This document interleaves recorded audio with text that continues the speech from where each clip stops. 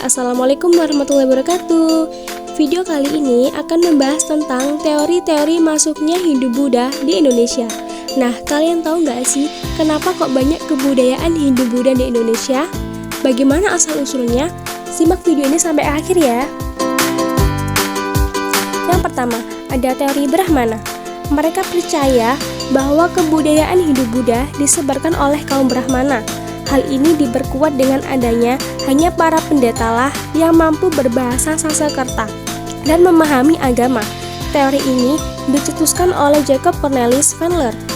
Nah, maksud dari teori ini adalah yang mampu menyebarkan agama Hindu-Buddha hanyalah para pendeta, karena hanya merekalah yang mengetahui bahasa Sanskerta dan mendalami ilmu agama.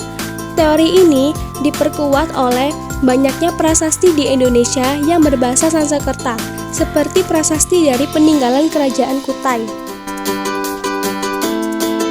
Yang kedua, teori kesatria.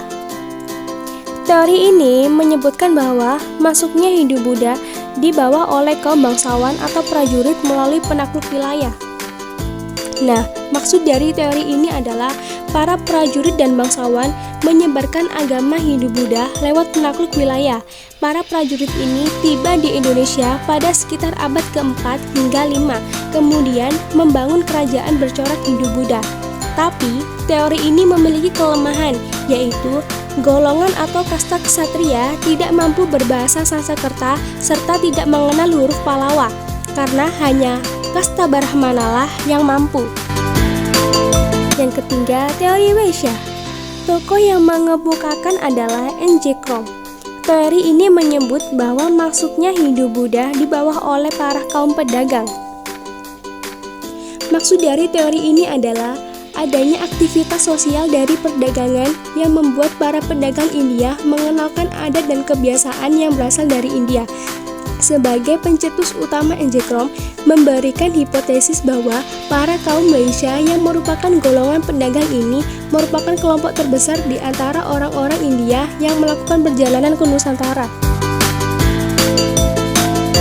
Yang keempat, teori arus balik.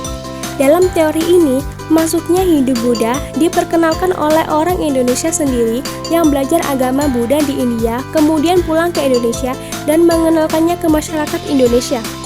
Teori ini didukung dengan adanya prasasti Nalanda di India. Dalam prasasti tersebut disebutkan Balaputra Dewa sebagai Raja Sriwijaya mengajukan permintaan kepada raja di India untuk membangun wihara di Nalanda yang digunakan sebagai tempat belajar bagi para tokoh Sriwijaya beragama Buddha. Nah, setelah mereka kembali ke Indonesia, mereka mengajarkan kebudayaan India ke masyarakat Indonesia. Yang terakhir ada teori Sudra.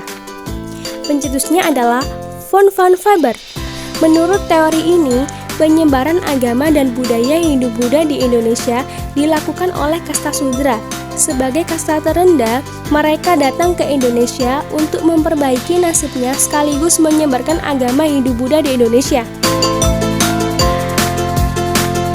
Sekian dari video saya. Wassalamualaikum warahmatullahi wabarakatuh. Terima kasih.